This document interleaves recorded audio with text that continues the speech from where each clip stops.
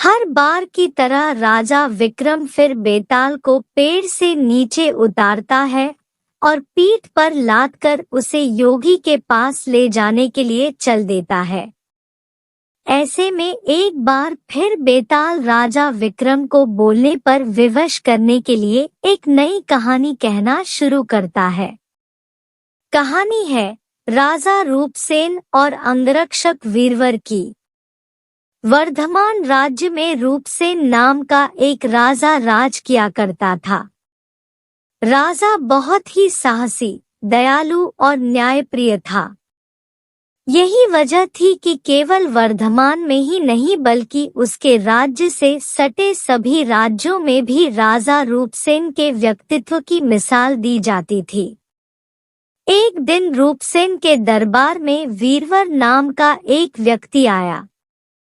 जब राजा ने उसके आने की वजह पूछी तो वीरवर बोला, मुझे नौकरी चाहिए और मैं अंगरक्षक के तौर पर आपकी सेवा करना चाहता हूँ।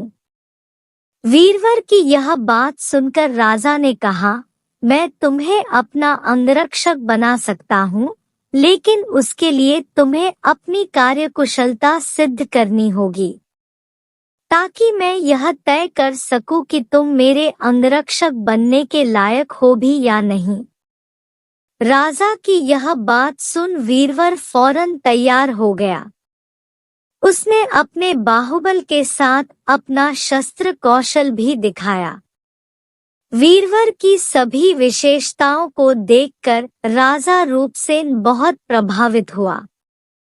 राजा ने पूछा, वीरवर बताओ, अगर मैं तुम्हें अपना अंगरक्षक बनाता हूँ तो तुम्हें प्रतिदिन खर्च के लिए क्या चाहिए? राजा के इस सवाल पर वीरवर बोला, महाराज आप मुझे 1000 तोले सोना दे देना। वीरवर का इतना कहना था कि दरबार में मौजूद सभी लोग हैरान होकर वीरवर की ओर देखने लगे।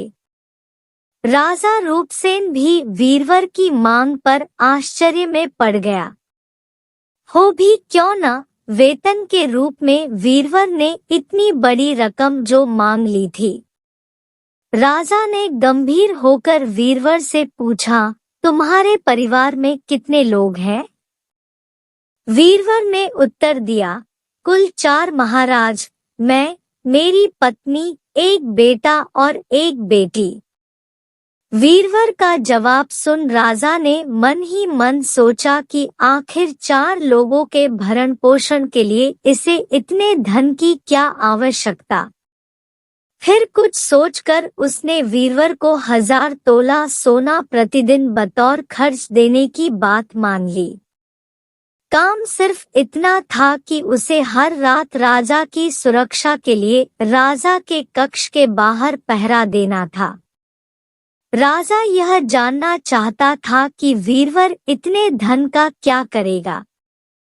उसने वीरवर को 1000 तोला सोना देकर रात में नौकरी पर आने को कहा और गुप्त रूप से कुछ सैनिकों को उसके पीछे लगा दिया।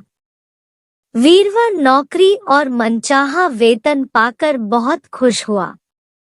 वीरवर सोना लेकर खुशी खुशी घर गया और आधा सोना ब्राह्मणों में बांट दिया। बाकी जो आधा बचा उसके 2 हिस्से किए। एक हिस्सा वैरागियों, सन्यासियों और मेहमानों को दिया। फिर बचे हुए सोने से अनाज मंगाया और बढ़िया पकवान बनवाए। तैयार पकवान को पहले गरीबों को खिलाया और फिर उसके बाद जो बचा उसे अपने परिवार के साथ मिल बांट कर खाया।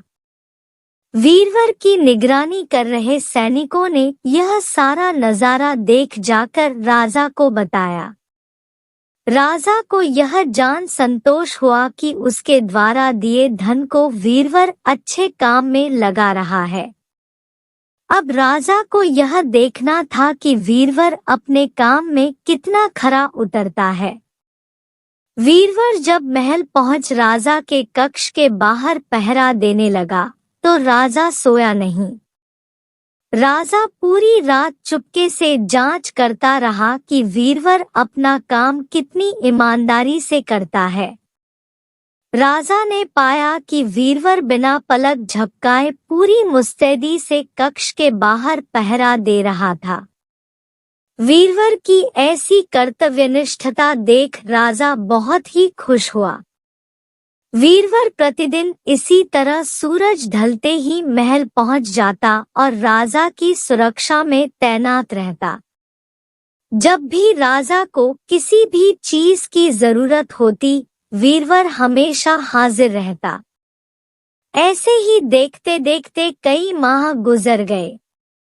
एक रात कुछ अजीब घटना घटी। राजा ने आधी रात किसी स्त्री की रोने बिलखने की आवाज सुनी। स्त्री की आवाज सुन राजा बहुत हैरान हुआ। राजा ने वीरवर को बुलाया और कहा, जाओ और पता लगाकर आओ कि इतनी रात को कौन रो रहा है। साथ ही उसके रोने की वजह भी मालूम करना। राजा का आदेश मिलते ही वीरवर वहां से फौरन उस स्त्री के रोने का कारण जानने के लिए निकल पड़ता है। थोड़ी दूर जाने के बाद वीरवर को एक स्त्री दिखाई दी। वह स्त्री सिर से पांव तक गहनों से लदी हुई थी। वह कभी नाचती, कभी कूदती और कभी सिर पीट पीट कर रोती। यह सब देख वीरवर उस स्त्री के पास गया। उसने स्त्री के ऐसा करने के पीछे का कारण पूछा। वीरवर के पूछने पर स्त्री बोली, मैं राजलक्ष्मी हूँ। रोती इसलिए हूँ कि राजा रूपसेन की जल्द ही मौत होने वाली है। उनकी कुंडली में अकाल मृत्यु लिखी है। अब उनके जैसा न्याय प्रिय और कुशल राजा चला जाएगा तो मुझे किसी और के अधिकार में रहना पड़ेगा। इसी बात का मुझे बहुत दुख है। राजा की मौत की बात सुनकर वीरवर ने राजलक्ष्मी से पूछा, क्या इस मुसीबत को टालने का कोई उपाय नहीं है? इस पर राजलक्ष्मी बोली, उपाय तो है, लेकिन क्या तू कर पाएगा? वीरवर बोला, आप मुझे उपाय बताएं, मुझसे जो भी बन पड़ेगा मैं अवश्य करूंगा।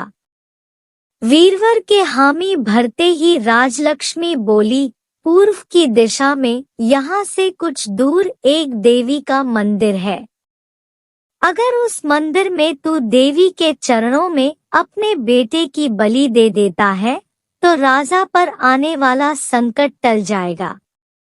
उसके बाद राजा 100 साल तक बिना किसी तकलीफ के जीवित रहेगा और राज कर पाएगा। राजलक्ष्मी की यह बात सुन वीरवर घर की ओर चल देता है और घर पहुंचकर सब हाल अपनी पत्नी को बताता है। इतने में उसका बेटा और बेटी भी जग जाते हैं। जब वीरवर के बेटे को इस बारे में पता चलता है तो वह भी खुशी खुशी देवी के चरणों में बलि चढ़ने के लिए राजी हो जाता है। वीरवर का बेटा कहता है, सबसे पहले यह आपका आदेश, दूसरा राजा का जीवन बचा पाऊं, तीसरा देवी के चरणों में मृत्यु, इससे बड़ा सौभाग्य मेरे लिए और क्या होगा पिताजी। आप अभी चलिए, मैं आपके साथ चलता हूँ। बेटे की यह बात सुन वीरवर अपने पूरे परिवार को साथ लेता है और देवी के मंदिर पहुंच जाता है। मंदिर पहुंच वीरवर ने अपनी तलवार निकाली और यह कहते हुए, माँ यह बलि स्वीकार करो और मेरे राजा को लंबी आयु प्रदान करो, बेटे का सिर धड़ से अलग कर दिया। भाई की मौत पर वीरवर की पुत्री भी माता के चरणों में सिर पटक कर अपनी जान दे देती है। पुत्र और बेटी दोनों के मर जाने पर वीरवर की पत्नी कहती है, पुत्र और पुत्री दोनों को खोने के बाद मैं भी जीना नहीं चाहती। इतना कहते हुए वीरवर की पत्नी वीरवर के हाथ से तलवार छीन अपना शीश माता के चरणों में चढ़ा देती है। पत्नी की मृत्यु के बाद अब वीरवर सोचता है, कि मैं अपने परिवार में अकेला रह गया हूँ तो फिर मेरे जीने का भी क्या फायदा। यह सोचते हुए सामने पड़ी तलवार से वह खुद को भी खत्म कर लेता है। जब इस बारे में राजा रूपसेन को मालूम हुआ तो वह भी मंदिर पहुंचे और सारा नजारा देख बहुत दुखी हुए। उन्होंने सोचा कि मेरी जान बचाने के लिए 4 लोगों ने अपनी जिंदगी गंवा दी, ऐसे में धिक्कार है मेरे राजा होने पर, ऐसे जीवन का मैं क्या करूंगा। बस यही सोचकर राजा अपनी तलवार खींच लेता है। राजा अपनी तलवार से अपनी गर्दन काटने जा ही रहा था कि तभी अचानक वहां देवी प्रकट हो जाती है। देवी कहती है, राजन मैं तेरे साहस से प्रसन्न हूँ। तू जो भी वर मांगेगा तुझे वह हासिल हो जाएगा। देवी की यह बात सुन राजा कहता है, देवी आप वीरवर और उसके परिवार को जिंदा कर दो। देवी तुमरत वीरवर और उसके पूरे परिवार को दोबारा जिंदा कर देती है। इतना कहकर बेताल बोला, बताओ विक्रम, इन सब में सबसे बड़ा बलिदान किसका। विक्रम बोला, बेताल सबसे बड़ा बलिदान राजा का हुआ। बेताल ने पूछा, वो क्यों? विक्रम बोला, सुनो, पिता की आज्ञा का पालन करना पुत्र का धर्म होता है। सेवक का अपने राजा के लिए अपने प्राण दे देना उसका कर्म। वहीं अगर राजा अपने सेवक के लिए अपनी जान देने को तैयार हो जाए तो वह बड़ी बात है। इसीलिए राजा का बलिदान ही सबसे बड़ा हुआ। विक्रम से यह जवाब पाकर बेताल कहता है, बहुत खूब विक्रम, तूने सही जवाब दिया, लेकिन तू भूल गया, मैंने कहा था कि तू बोला तो मैं चला। इतना कहकर बेताल फिर वहीं पेड़ पर जाकर उल्टा लटक जाता है। कहानी से सीख। एक सच्चा राजा और नेता वो होता है जो अपनी प्रजा के लिए हमेशा समर्पित रहता है और उसके लिए जान की बाजी भी लगाने को तैयार रहता है।